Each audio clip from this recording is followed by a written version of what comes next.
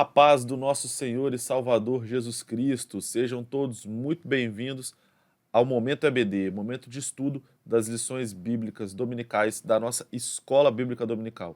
Eu sou o irmão Peter Zuc, vou acompanhá-los nesse momento de estudo da Palavra do Senhor e estou aqui acompanhado do nosso professor, querido e amado pastor Mário Souza. Paz do Senhor, pastor. A paz do Senhor, irmão Peter, irmão Jairo, que está na técnica, e a todos os nossos queridos ouvintes. Hoje, segunda-feira, 26 de maio, do ano da graça de Deus, de 2025. Estaremos estudando a lição de número 9. Estaremos meditando sobre Jesus como o caminho, a verdade e a vida. Tenho certeza que será mais uma preciosa lição que nos trará um grande e maravilhoso aprendizado. Que esta programação seja para você semanalmente necessária. Vamos dar prosseguimento à nossa programação com o irmão Peter. Irmãos, nós somos a Assembleia de Deus Coqueiral de Itaparica. Estamos situados aqui na Avenida Saturnino Rangel Mauro, número 162, Praia de Itaparica, Vila Velha, Espírito Santo. Temos cultos às terças-feiras, 19h30, o nosso culto de doutrina. Às quintas-feiras, o nosso culto Clamando pelo Impossível, também às 19h30. Domingos, 8h30 da manhã, Escola Bíblica Dominical, com classe para todas as faixas etárias. Às 17h45, nosso culto vespertino, nosso culto de louvor e adoração ao Senhor. De segunda a sexta-feira, aqui na igreja, nós temos a nossa oração com as irmãs do Círculo de Oração, que tem sido uma bênção na vida de todas as pessoas que vêm aqui participar conosco, sempre às 8 horas. E no canal da ADCI no YouTube, ao meio-dia, de segunda a sexta-feira, nós temos o nosso momento de oração com o pastor presidente, pastor Elvis Rocha.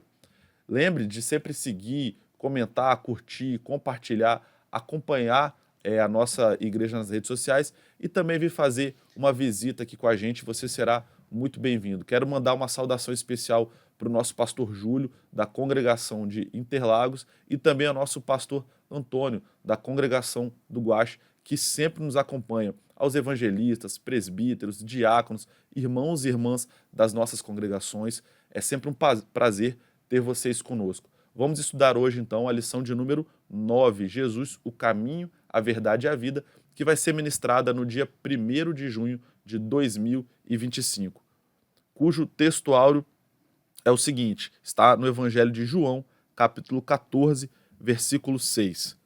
Disse-lhe Jesus: Eu sou o caminho, a verdade e a vida. Ninguém vem ao Pai senão por mim. Verdade prática. A imagem de Jesus Cristo como o caminho, a verdade e a vida reforça a nossa fé e consolida a nossa comunhão com Deus. A leitura bíblica em classe, como nós falamos, está no Evangelho de João, a partir do capítulo 14, a partir do versículo 1 até o versículo 15.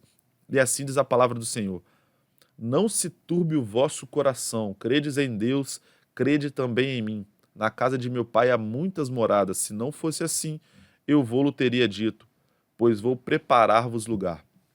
E se eu for e vos preparar lugar, virei outra vez e vos levarei para mim mesmo, para que, onde eu estiver, estejais vós também. Mesmo vós sabeis para onde vou e conheceis o caminho. Disse-lhe Tomé: Senhor, nós não sabemos para onde vais e como podes saber o caminho? Disse-lhe Jesus: Eu sou o caminho e a verdade e a vida. Ninguém vem ao Pai senão por mim. Se vós me conhecesseis a mim, também conhecerias a meu Pai, e já desde agora o conheceis e o tendes visto. Disse-lhe Filipe: Senhor, mostra-nos o Pai, o que nos basta. Disse-lhe Jesus: Estou há tanto tempo convosco que não me tendes conhecido, Filipe. Quem vê a mim vê o Pai. Como dizes tu: Mostra-nos o Pai. Não crês tu que eu estou no Pai e que o Pai está em mim? As palavras que eu vos digo, não as digo de mim mesmo, mas o Pai que está em mim é quem faz as obras. Crede-me que estou no Pai e o Pai em mim. Crede-me ao menos por causa das mesmas obras. Na verdade, vos digo que aquele que crê em mim também fará as obras que eu faço e as fará maiores do que estas, porque eu vou para meu Pai. e tudo quanto pedirdes em meu nome, eu farei, para que o Pai seja glorificado no Filho. Se pedirdes alguma coisa em meu nome, eu farei. Se me amardes, guardareis os meus mandamentos. Os objetivos da nossa lição, aquilo que o professor deve repassar aos seus alunos, estão apresentados da seguinte maneira. Primeiro objetivo, apresentar a dimensão bíblica do consolo e das promessas do Senhor Jesus. Segundo objetivo, discernir a respeito das diferentes formas de dúvidas e incertezas, bem como as certezas e convicções na caminhada cristã. E terceiro objetivo, conscientizar que Jesus é o único caminho, é a verdade absoluta e a fonte de vida eterna. Introdução da nossa lição, assim diz o comentarista. A expressão "eu sou o caminho, a verdade e a vida" tem um significado especial para os cristãos em todo o mundo. Ela descreve de forma abrangente o Senhor Jesus na realização da obra de salvação. Por isso, iremos estudar João 14, onde consideraremos as palavras encorajadoras e as promessas de Jesus contidas neste capítulo, bem como as dúvidas e incertezas que os seus discípulos enfrentaram ao longo da jornada. Além disso, iremos explorar os 3 termos importantes do versículo 6, caminho, verdade e vida. Pastor Mário. É uma lição por demais interessante, fundamental, importante. Jesus aqui ele se apresenta nesta lição como o caminho, como a verdade e também como a vida. 3 coisas fundamentais para que o ser humano se chegue a Deus e penetre em uma eternidade de paz e de sossego. Caminho. Você, para chegar a qualquer lugar, você precisa de um caminho, não é verdade? Caminho, estrada, vereda, tudo isso é a mesma coisa. Há quem diga no adágio popular que todos os caminhos levam a Roma. Eu concordo.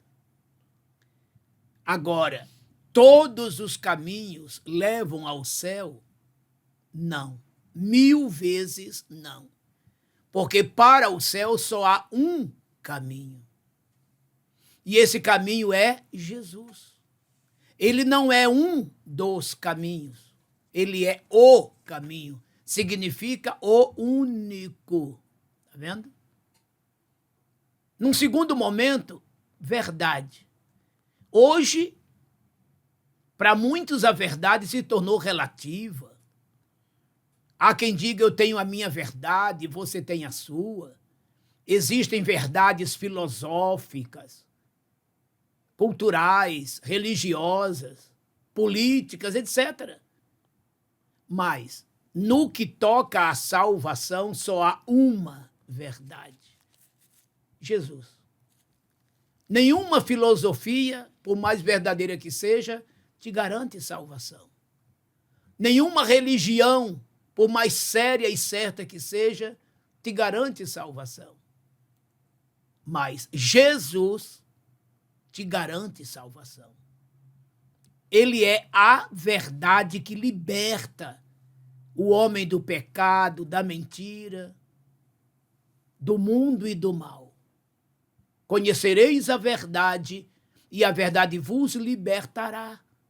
Se, pois, o Filho vos libertar, verdadeiramente sereis livres. João 8, 32 e 36, respectivamente. E, por fim, ele é a vida.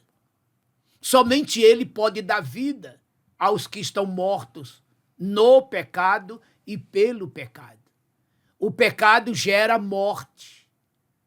E os que jazem no pecado mortos estão. Agora, quando se encontram com Jesus, retornam à vida. E vida eterna. Lembra do que ele disse? Eu sou a ressurreição e a vida. Quem crer em mim, ainda que esteja morto, viverá. E todo aquele que vive e crer em mim nunca morrerá. Crês tu isto? João 11, 25 e 26.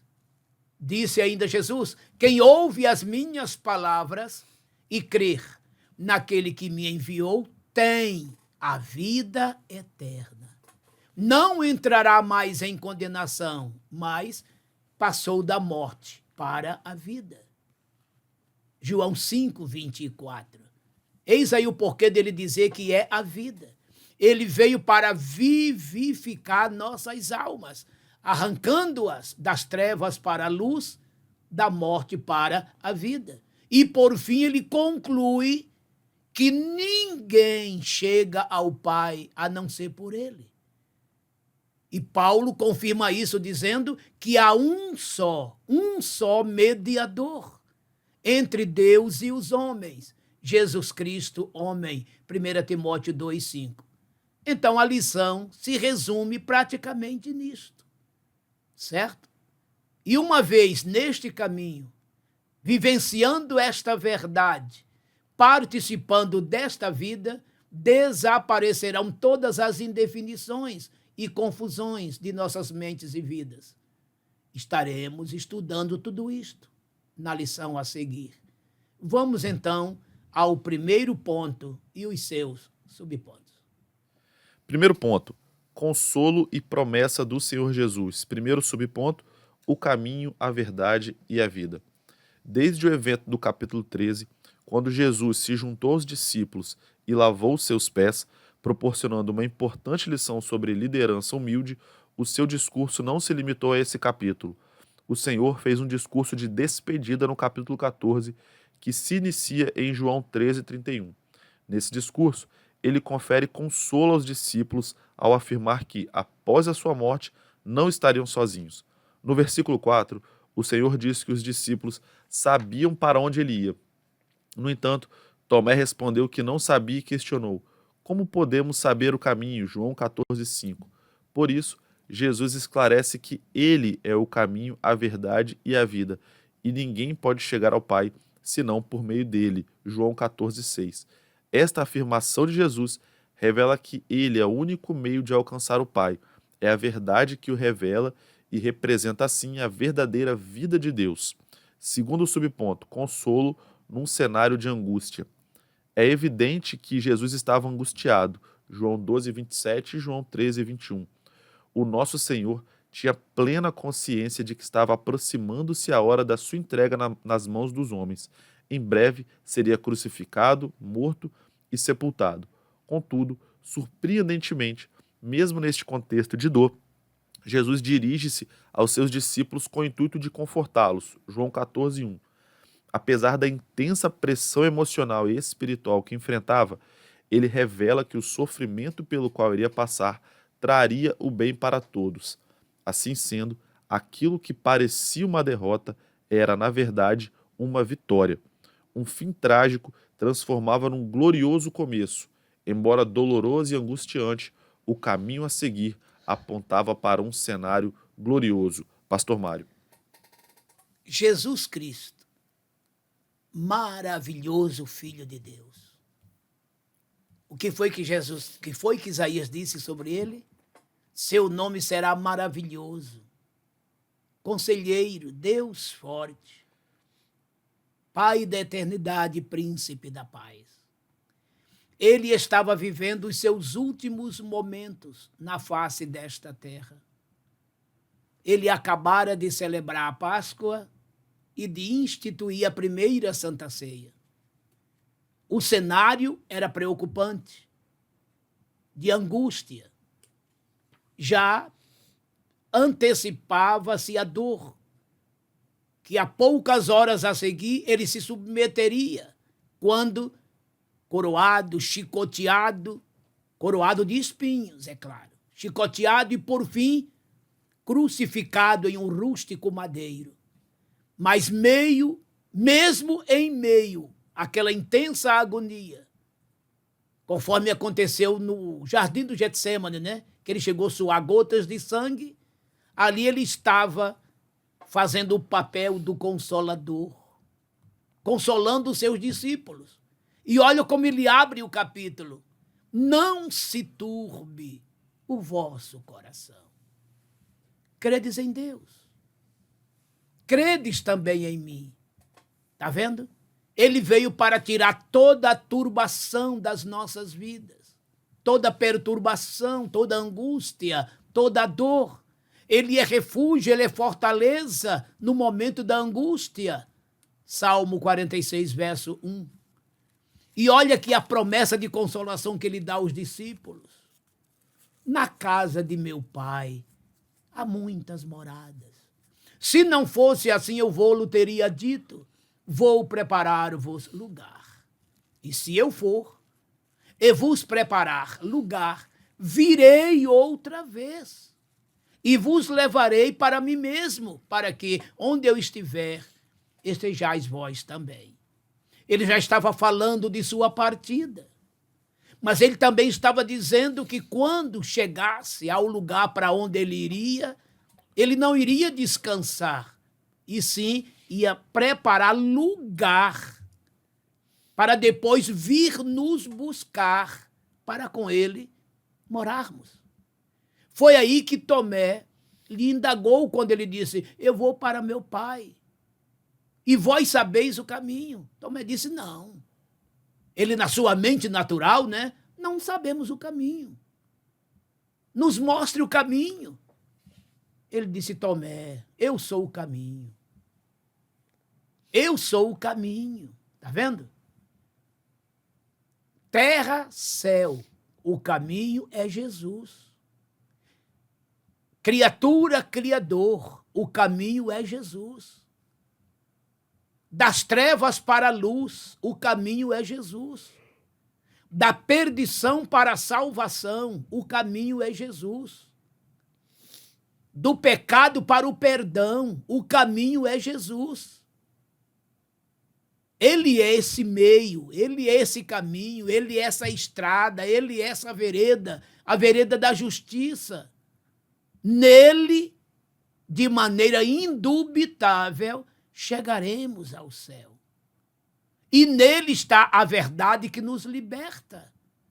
E nele está a vida que nos vivifica, ressuscitando-nos da morte espiritual. E nisto tudo vem o segundo subponto, né? Onde ele ministra, aplica aqui consolo para aquelas mentes aflitas, angustiadas, indefinidas, sem saber o que haveria de ser ou acontecer logo após a sua morte. E ele ali estava a consolá-los. Jesus estava angustiado? Claro que estava. Ele mesmo já dissera, né? Quando saiu dali, que chegou no Getsêmani, a minha alma está triste até a morte. E após orações, os discípulos cansados dormindo, ele chegou a suar gotas de sangue, tamanha foi a sua intensa agonia. Mas, entretanto, aos seus discípulos, ele passava esperança, confiança, fé, porque ele próprio sabia que por tudo aquilo passaria, mas que em seguida ressuscitaria. No capítulo 10 desse evangelho que estamos estudando, ele disse, eu dou a minha vida e tornarei a tomá-la. Glórias a Jesus. Porque ele é o Senhor, o dominador da própria morte. Mas se ele sabia tudo isto, os discípulos, ainda nos seus estágios naturais humanos, não tinha tamanha compreensão. Em dado momento ele chegou a dizer, ainda tenho muita coisa para vos dizer, mas não podeis suportar agora. Ele já estava falando que tudo isso diria por meio do Espírito Santo mais para frente. E conforme ele disse no capítulo 13, no versículo 6 deste evangelho, que é o capítulo anterior a este, ele disse, há coisas que eu faço que não sabeis agora, mas saberás depois. Somente ele sabe de tudo, nós apenas partículas. mas chegará um dia que tudo compreenderemos, pois disse Paulo, agora em parte conhecemos e em parte profetizamos, mas quando vier o que é perfeito, tudo que é em parte será aniquilado. 1 Coríntios 10, de 11 até o 13. Sendo assim, queridos, que o consolo de Deus, em meio às agruras desta vida, aos vendavais desta vida, permaneça em nós. Ele é o nosso consolador. Por tudo isto ele passou e venceu. E o que estamos passando também venceremos. Daí ele dizer, 2 capítulos depois deste da lição, o de número 16, versículo 33, no mundo tereis aflições, mas tendes bom ânimo. Eu venci o mundo. Que coisa linda, não é? Terceiro subponto. Terceiro subponto, uma promessa gloriosa. Jesus declarou que o caminho de Deus leva às moradas celestiais preparadas para os seus seguidores. A expressão casa de meu pai refere-se ao céu, um lugar com muitas habitações para os fiéis em Cristo. João 14:2. Esta realidade espiritual futura proporciona uma esperança gloriosa para os santos. A Igreja de Cristo vive na expectativa do retorno do nosso Senhor. Apesar dos tempos trabalhosos pelos quais passamos, a promessa do arrebatamento da Igreja alegra e anima os corações dos fiéis. Neste sentido, podemos já experienciar um pouco do que nos aguarda no céu. Assim será que seremos convocados por Jesus para nos reunirmos num maravilhoso encontro com Ele nos céus. 1 Coríntios 15, 51 e 52, Pastor Mário. Repita esse terceiro subponto. Uma promessa gloriosa. Aleluia! Temos que glorificar sim, não é, irmãos? A participação de Jesus, juntamente com o Espírito Santo, que é o Consolador por excelência, em nossas vidas é fundamental. Veja que quando ele nos fez tais promessas, ele estava vivendo em intensa agonia, irmãos.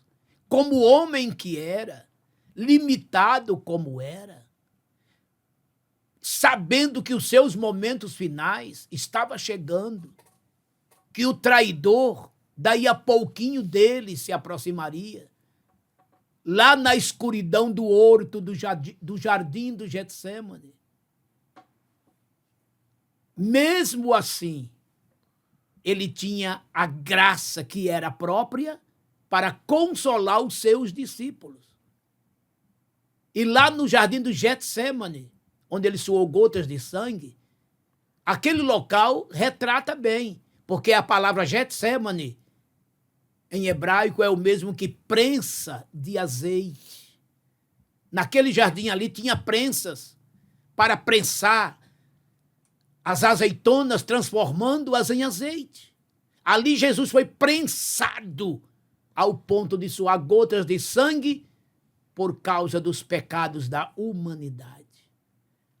Em meio a tanta prova, tanta luta e angústia, ele fez aquela linda promessa, momentos antes de ir para o jardim, é claro. Na casa de meu pai há muitas moradas. E a promessa da sua vinda, então, quando ele disse assim, virei outra vez e vos levarei para mim mesmo, para que onde eu estiver, estejais vós também. Ele estava falando do arrebatamento da sua igreja, da busca da sua noiva. E Paulo descreve, escrevendo aos Tessalonicenses, na sua primeira epístola, capítulo 4, versículo 16, 17 e 18, ele disse, o mesmo Senhor, este que está falando aqui, na lição, descerá do céu com alaridos, com voz de arcanjo e com a trombeta de Deus. Os mortos ressuscitarão primeiro, e nós, os que estivermos vivos, seremos transformados. E juntos nos encontraremos com ele nas nuvens. Paulo descreve o local exato do encontro. Na Bíblia, no Novo Testamento, é a única referência que mostra o local exato deste encontro da igreja com Jesus, nas nuvens, e de lá para o céu, para estarmos sempre com ele, E ele encerra o capítulo dizendo: consolai-vos uns aos outros com estas palavras. Que coisa linda!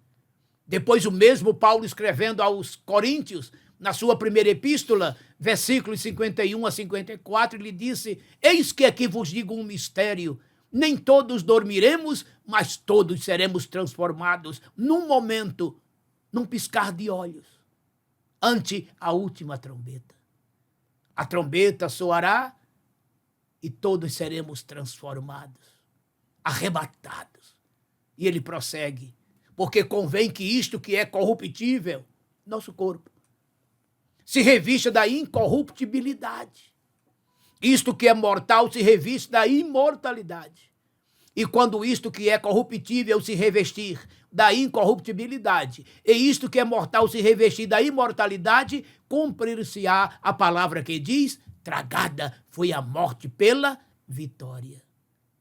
E vitória de quê? Vitória sobre a morte, para nunca mais morrer e vivermos por toda a eternidade com Jesus no céu. Que promessa! Por aí se vê que compensa sermos santos, firmes e fiéis. As lutas virão, mas a vitória também. E por fim, deixaremos este vale de Baca, este vale de lágrimas, este mundo, e voaremos num voo rasante em direção à nova Jerusalém celestial. Por meio do caminho autêntico, único e verdadeiro chamado Jesus, que nos tirará da terra e com ele voaremos em direção à Jerusalém celestial, à glória de Deus, para estarmos com ele para toda a eternidade. Consolai-vos uns aos outros com esta palavra. Segundo ponto. Segundo ponto da nossa lição: dúvidas, incertezas e enganos no caminho com Cristo. Primeiro subponto: a dúvida de Tomé. No versículo 5, encontra-se a incerteza do discípulo Tomé. Como podemos saber o caminho? Neste evangelho, Tomé é retratado como um discípulo fiel, corajoso, que tinha um profundo amor por Jesus e teve a coragem de manifestar as suas dúvidas. João 14:5. Este episódio ilustra que durante a nossa caminhada com Cristo, não é incomum que surjam dúvidas. Contudo, assim como Tomé recebeu de Jesus a resposta: eu sou o caminho e a verdade e a vida, João 14:6, também nós podemos ouvir estas palavras. Segundo subponto: as incertezas de Pedro e Filipe. O Evangelho de João revela que Pedro não compreendia totalmente sobre o lugar que Jesus mencionava para onde estava indo. João 13:36. No capítulo seguinte, Filipe pede a Cristo que lhe mostre o Pai. João 14:8. É notável que, tal como Tomé, Pedro e Filipe ainda não tinham as suas questões esclarecidas por Jesus. Eles também enfrentaram incertezas. Não somos diferentes deles. Certamente haverá momentos em que nos sentiremos semelhantes a Tomé, Pedro e Filipe. Porém, devemos aprender a escutar o Senhor Jesus Cristo. Pastor Mário. Repita, por favor, o título geral do segundo ponto. Dúvidas, incertezas e enganos no caminho com Cristo. Observaram? Dúvidas, incertezas, enganos no caminho com Cristo. E observamos aqui que nesse primeiro subponto, a dúvida era de Tomé. No segundo subponto, de Pedro e de Filipe. E essas dúvidas deles, muitas vezes, são as nossas também. E para eles, então, queridos, muito mais, porque tudo ali em Jesus era novo. Os seus ensinamentos eram completamente novos. Sua doutrina era completamente nova, estonteante, que confundiu a Nicodemos, que confundiu a mulher samaritana lá no poço de Jacó, que confundiu a tantos outros quando ele ensinava nas sinagogas, expulsava os demônios, que o povo dizia: que homem é este? Que nova doutrina é esta? que até os demônios lhe submetem, Marcos 1, de 25 a 27. Quando ele acalmou o vento, aquietou o mar, naquela tempestade no mar da Galileia, o que foi que os discípulos disseram entre si? Que homem é este? Que até o vento e o mar lhe obedecem. E os seus discípulos conviviam com ele já há 3 anos e 6 meses. Mas as suas mentes ainda naturais não eram capazes de entender todo o conteúdo espiritual que Jesus estava lhes passar, o mestre dos mestres. E essa dúvida de Tomé não foi a primeira. Houve outras, e a principal delas foi quando da sua morte e ressurreição, vocês se lembram? Basta ler o capítulo 20 de João.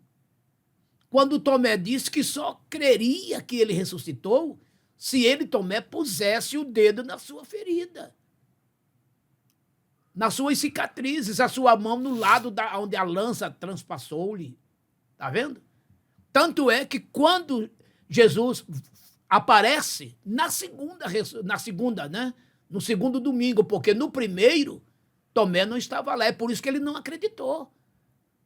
Mas na sua segunda aparição, que foi na outra semana, provavelmente no domingo, que era o primeiro dia da semana, né? Então Jesus se apresenta e diz: vem cá, Tomé, põe a tua mão aqui na minha ferida, põe o teu dedo aqui. Foi que ali Tomé, não é? Cai em si e faz ali o maior reconhecimento, dos maiores que a Bíblia fala, quando ele fala, Senhor meu, Deus meu. Olha só, ele reconhece ali a divindade plena de Jesus. E ele disse: Tomé, só porque viste, crestes? Bem-aventurado é aquele que não viu, mas creu. Está vendo, irmãos? Então veja que Tomé era desse jeito, mas ele queria constatar. E Jesus compreendia isto. Pedro havia perguntado a ele alguma coisa antes, no capítulo anterior, convém ler 13, de 31 em diante, sobre para onde ele ia. Pedro não estava compreendendo. E Filipe aqui confirma isso também. Quando ele fala assim, olha, quem vê a mim vê o Pai, não é? Mas o que é que Filipe perguntou? Mostra-nos o Pai, isso nos basta. Nos basta. Ele disse: Filipe, há tanto tempo eu estou convosco, olha só. E ainda não me conheceis, Filipe? Não sabes tu, quem vê a mim vê ao Pai? Quem vê ao Pai vê a mim? Mas olha o que ele disse: há quanto tempo estou convosco e ainda não me conheceis? Isso aqui é uma pergunta que se repete. Quanta gente em nossos dias, em nosso meio, tem convivido com Jesus, está na igreja, ouve sua palavra e não o conhece. Isto é, não tem experiência pessoal com ele. As igrejas estão lotadas disto, de pessoas que frequentam, que estão nos cultos, mas que ainda não conhecem a Jesus a nível pessoal, de experiência profunda, marcante com ele. Então atendamos o conselho de Oséias quando disse: conheçamos e prossigamos em conhecer ao Senhor. Oséias 6:3. Há quanto tempo estou convosco e ainda não me conheceis? Fica aqui essa pergunta de Jesus. Há quanto tempo estamos com ele? O conhecemos ou não? E esse conhecimento é no sentido de experiência pessoal com ele. E há muitos crentes entre nós que ainda não tiveram essa experiência. São crentes meramente nominais. Tem até o seu nome no rol de membros da igreja. E digo mais, muitos são até obreiros. E por que não dizer, ocupando até cargos maiores. Mas ainda não tiveram uma experiência pessoal com Deus. E isso é muito triste. Há quanto tempo estou convosco e ainda não me conheceis? E quantas vezes ele disse: ó geração incrédula. Está vendo, irmãos? Precisamos nos aproximar mais dele. Estamos longe no caminho. Precisamos chegar mais pertinho dele. chegai-vos a mim, e eu me chegarei a vós. É o que ele disse através do profeta, né? Lá em 2 Crônicas, capítulo 15. Quem se aproxima dele, ele, Deus, também do tal se aproxima, que dele se aproximou. Vamos nos aproximar dele, vamos conhecê-lo mais, vamos conhecê-lo melhor, vamos ter comunhão com ele, intimidade com ele, e isso evitará fadigas, evitará perguntas repletas de incertezas e dúvidas. Eles aprenderam. Tomé tornou-se um grande missionário a posteriori. Pedro se tornou aquele apóstolo que vocês tão bem conhecem, usado e cheio do Espírito Santo, que na sua pregação no dia de Pentecostes, 3.000 almas vieram ao pé da cruz. O próprio Filipe, enfim, os apóstolos, depois da sua ressurreição, tiveram experiências profundas com eles e se tornaram colunas da igreja do Senhor. A partir deles é que nos veio as doutrinas que hoje temos, conhecemos e praticamos. E está escrito, perseveravam na doutrina dos apóstolos, na comunhão, no partir do pão e nas orações. Em toda a alma havia temor, e Deus, pelas mãos dos apóstolos, operava sinais, prodígios e maravilhas. Atos 2, de 42 a 44. É isso aí. Neste caminho existem estas coisas. Mas Jesus, que é este caminho, aqui está para dinimir, não somente dinimir, mas solucionar de uma vez por todas as dúvidas, as incertezas, as indefinições. Confia nele e ele te esclarecerá. Terceiro subponto. Terceiro subponto, o engano de Judas Iscariotes. Em João 13 é revelado que nosso Senhor anunciou que um dos seus discípulos iria traí-lo. João 14, 21 e 22. Essa pessoa era Judas Iscariotes, seu discípulo. Ele acompanhou Jesus, mas não conseguiu interiorizar os seus ensinamentos e, por isso, não depositou fé suficiente no Filho de Deus. Assim sendo, traiu-o e vendeu-o por 30 moedas de prata. João 13, 25 a 27. Lamentavelmente, Judas não reconhecia Jesus como Salvador e Redentor da humanidade pecadora. A sua visão do Messias restringia-se às questões sociais e políticas para libertar Israel da opressão romana. Portanto, por meio de Judas, aprendemos a importância de não confundir as nossas prioridades enquanto seguimos a nossa jornada com Cristo. Pastor Mário. Neste terceiro subponto, eu estou achando esse título assim muito sugestivo, gerando até uma outra situação, né? O engano de Judas o levou à traição. Seria até mais apropriado, né? Qual foi o engano dele? Ele imaginou que Jesus viesse para uma outra coisa. Ele imaginou que Jesus viesse para libertar Israel do domínio romano. Que Jesus seria aquele rei, aquele senhor, que viria totalmente tirar Israel da escravidão, da sujeição do Império Romano. Entretanto, Jesus não veio para isto. Ele próprio disse a Pôncio Pilatos que o seu reino não era deste mundo. Um dia vai ser, pois ele será rei sobre toda a terra, após a grande tribulação e o julgamento das nações. Ele reinará por 1000 anos, a partir de Jerusalém, que será a capital mundial do milênio. Mas para aquele momento, não. Mas Judas levou muito para o lado social, civil. E nisso ele se enganou de maneira terrível. E a sua frustração foi tamanha que ele, não interiorizando os ensinamentos de Jesus, como seus companheiros fizeram, decepcionado ficando e frustrado estando, traiu o divino mestre, tornando-se, assim, o filho da perdição. Tanto é que ele foi substituído.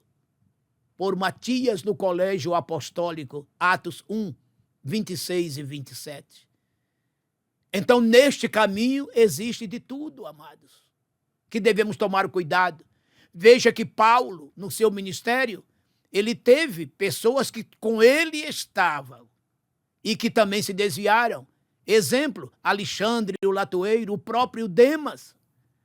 Sempre há um ou dois que não entende, levando para um outro caminho. Vocês se lembram da época de Moisés? Quando se levantou Coré, Datão e Abirão contra o ministério de Moisés e a terra os engoliu? Sempre haverá um Judas em cada ministério que se enganam porque querem se enganar. Porque Jesus foi muito claro em seus ensinamentos. Porque ele veio aqui para trazer a salvação. Ele veio aqui para promover um reino espiritual e não material. Os companheiros de Judas entenderam, mas ele não. Ele se enganou a respeito. Na verdade, ali ele esteve, mas do ministério de Jesus não participava. Vocês se lembram da crítica que ele fez? Está lá no capítulo 12 de João, quando aquela mulher, quebrando um vaso de alabastro, entornou sobre Jesus aquele perfume e ele disse que aquele perfume valeria uns 300 dinheiros, que poderia ajudar os pobres. Ele estava interessado nos pobres? Não, porque o próprio João relata no versículo 16 que ele era ladrão. E, entretanto, estava cuidando da bolsa, ele era uma espécie de tesoureiro ali. Então veja como pode ter gente no ministério que não está convertido, que se engana e que é enganador, e o fim será trair. Está vendo, irmão? Se no ministério de Jesus teve um traidor, no ministério de Paulo e de tantos outros, todos nós corremos o risco de ter do nosso lado alguém que poderá nos levar a um momento de dificuldades, como Judas levou a Jesus, Alexandre Latoeiro e Demas levou a Paulo e tantos outros mais. Mas, por outro lado, aqueles que mesmo em dúvida se aproximam de Jesus, como Tomé, como Pedro, como Filipe, e recebe de Jesus os esclarecimentos. Mas o caso de Judas não era simples dúvida, mas era engano mesmo. Ele estava ali não só para ser enganado por Satanás, como para enganar também. E o ponto final foi traição. Suicidou-se e seguiu seu destino terrível de traidor, tornando-se filho da perdição. Tomemos cuidado, irmãos, porque qualquer um pode se assemelhar a Judas. Muita gente sem conversão no meio da igreja e até mesmo no meio do ministério, o que é pior. E a sentença será muito, muito pior, porque quanto mais conhecimento tem, mais o castigo maior também será.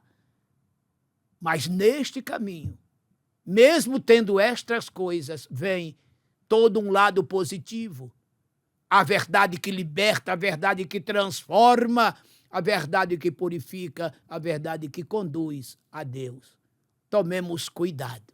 Jesus sempre estará aqui para esclarecer as nossas dúvidas e ministrar em nossas vidas o consolo que precisamos. Vamos então ao próximo ponto.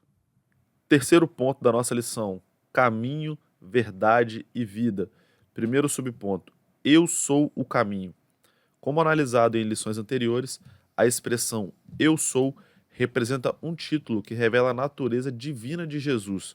João 6,48, 8,12, 10,9, 10,11, 11,25 e João 15,1. Assim, quando nosso Senhor afirma eu sou o caminho, está declarando que ele é o acesso singular, exclusivo e único ao Pai. Portanto, não é possível conhecer a Deus e ter comunhão com ele fora de Jesus. Ninguém pode chegar a Deus senão mediante o seu Filho. O pronome eu, presente nessa expressão, indica que não somos salvos por princípios ou forças espirituais, mas sim por uma pessoa chamada Jesus, que ilumina aqueles que se encontram nas trevas. Lucas 1,79. Por meio da sua obra redentora no Calvário, foi aberto um novo e vivo caminho para nos guiar até Deus. Hebreus 10, de 19 a 21. Ele é o único mediador entre Deus e os homens. 1 Timóteo 2,5. Segundo subponto, eu sou a verdade. Jesus não é apenas uma parte ou fração da verdade, mas sim toda a verdade em si mesma. De forma clara, o Evangelho de João realça que a verdade suprema se revelou através da encarnação do Senhor Jesus Cristo. Assim sendo, a verdade absoluta, imutável e incondicional encontra-se plenamente expressa em Cristo. Portanto, Jesus personifica a verdade que os seres humanos necessitam conhecer, uma verdade que se opõe à mentira e derruba as falsidades presentes no mundo. Apenas essa verdade provém de uma fonte confiável de revelação redentora que ilumina o conhecimento acerca do Pai. João 14,7. E terceiro subponto, eu sou a vida. A vida mencionada aqui não diz respeito à existência física ou ao sopro vital, mas à vida que contrapõe a morte espiritual por meio da vida eterna concedida por Jesus. Refere-se à verdadeira vida espiritual obtida pela obra redentora realizada no Calvário. João 19,30. Esta realidade espiritual ocorre porque nosso Senhor possui vida em si mesmo. João 5,26. Ele é tanto a fonte como o doador da vida eterna. João 3,16, 6,33, 10,28 e João 11,25. Pastor Mário. Este terceiro ponto resume, em definitivo, toda esta lição, onde o comentarista aqui apresenta Jesus como o caminho, a verdade e a vida. E quando ele diz, eu sou, ele aqui invoca toda a pujança do verbo ser. Passado, presente, futuro. O Pai falou a Abraão, eu sou o Senhor Deus Todo-Poderoso. Anda na minha presença e ser perfeito. Gênesis 17:1. Quando Deus chama Moisés para libertar o povo do Egito, Êxodo 3, de 13 em diante, Moisés lhe diz, Senhor, quando eles me perguntarem quem foi que me enviou, o que eu direi para eles? Ele disse, dirás, eu sou o que sou, me enviou a vós. Olha só, queridos. Em João 8:58, Jesus falando sobre Abraão, ele disse que Abraão muito desejou ver o seu dia. E aqueles líderes espantados disseram, não tem sequer 50 anos e falas isso de Abraão? O nosso pai, ele disse, olha, antes que Abraão existisse, eu sou. Eu sou. E conforme disse muito bem o comentarista, quando ele disse, eu sou o caminho, usando aqui o termo eu, a primeira pessoa do verbo, isso quer dizer que a nossa salvação não vem de um sistema filosófico, cultural, até mesmo religioso ou coisa que o valha. Vem de uma pessoa, que é ele, Jesus. Daí Pedro dizer, em nenhum outro a salvação, porque debaixo do céu não há outro nome dado entre os homens pelo qual devamos ser salvos. Atos 4:12. Somente o nome de Jesus é poderoso para a salvação. Este nome salva. Este nome cura os enfermos. Este nome expulsa demônios. Esse nome projeta a salvação. Ele próprio disse, em meu nome expulsarão demônios, falarão novas línguas, pegarão nas serpentes, se beberem alguma coisa mortífera, não lhes fará dano algum, e imporão as mãos sobre os enfermos e os curarão. Marcos 16, 17 e 18.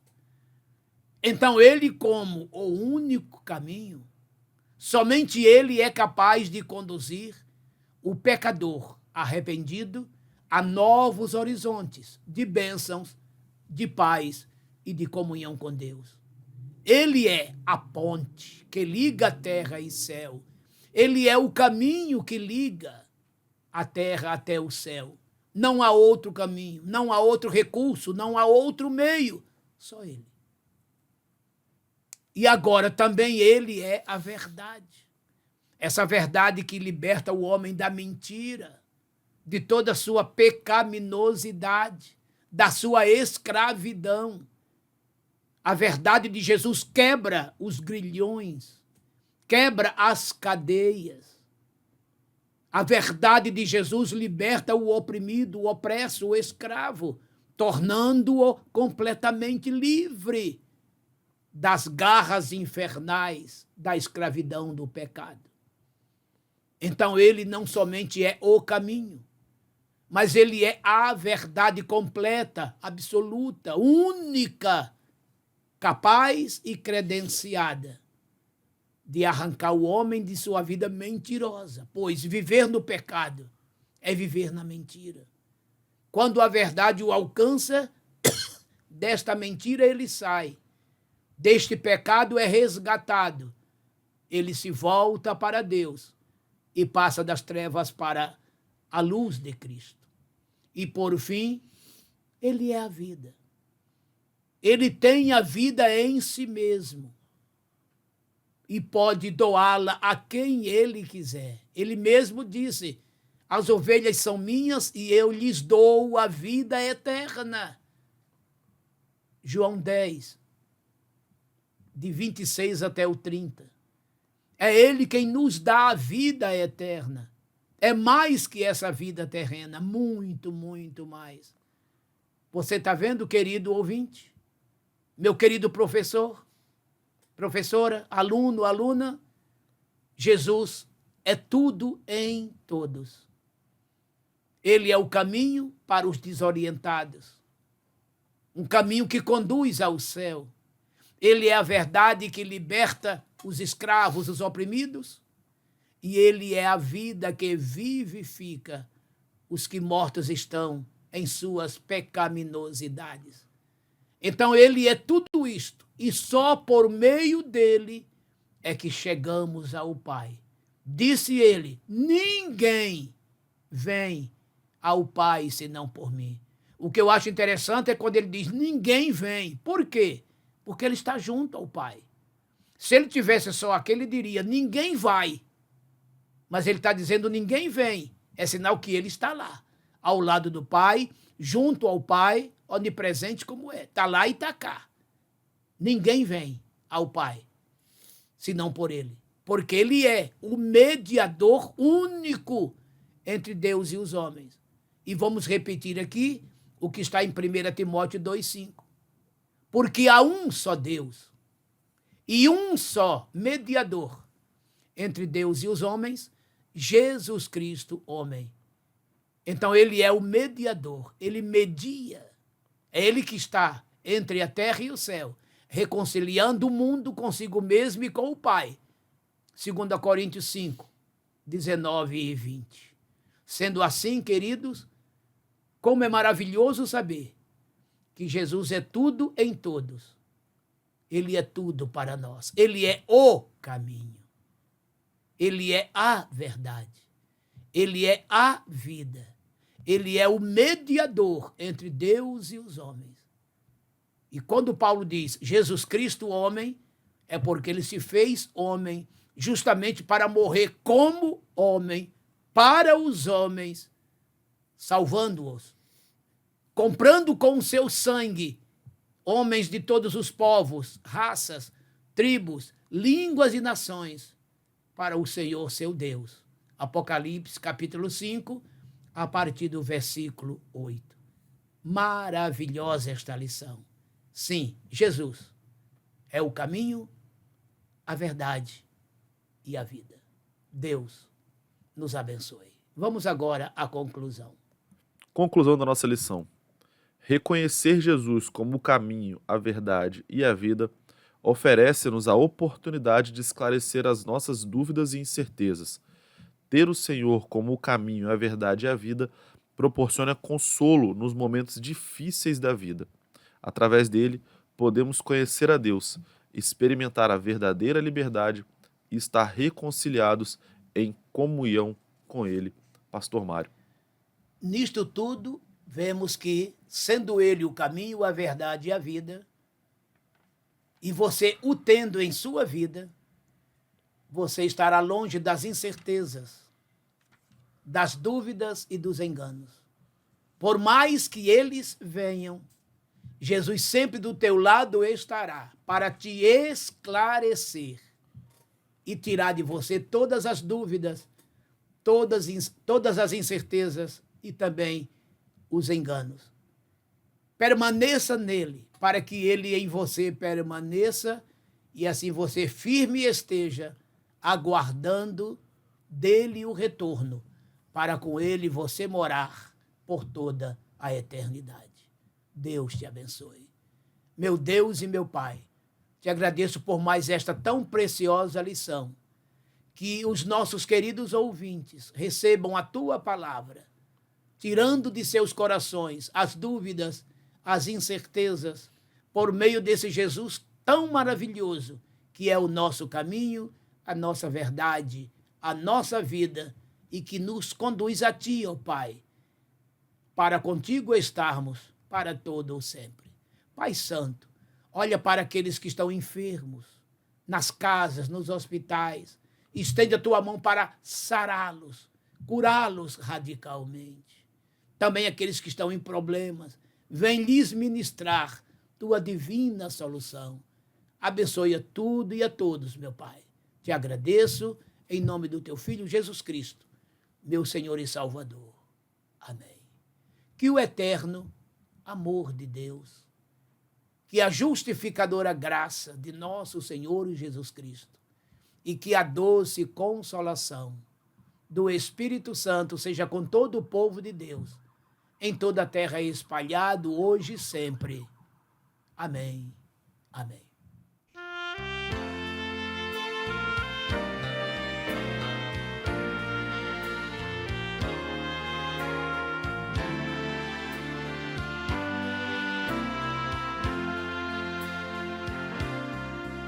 Se o mundo se voltar para Cristo e em seu fundamento demonstrar conversão, tudo vai se transformar, está escrito. O amor de Cristo em todos trará paz e comunhão. Cristo Jesus é o que se pede já para te transformar, é a própria solução.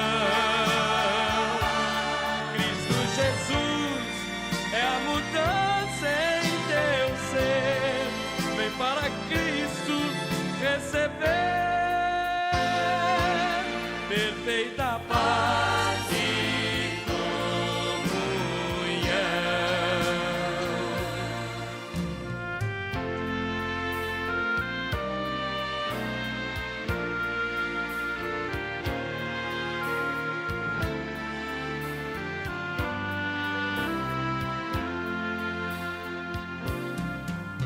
é momento importante para as vidas e em seus lares pedem a verdadeira paz. Corações juntos e as mãos sempre unidas, isto é o que o amor que vem de Jesus Cristo faz. Cristo Jesus é o que se pede já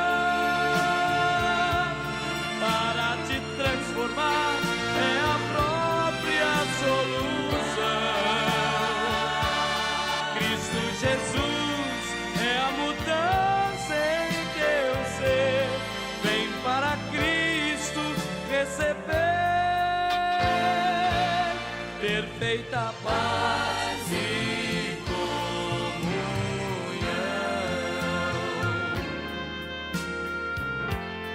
perfeita comunhão.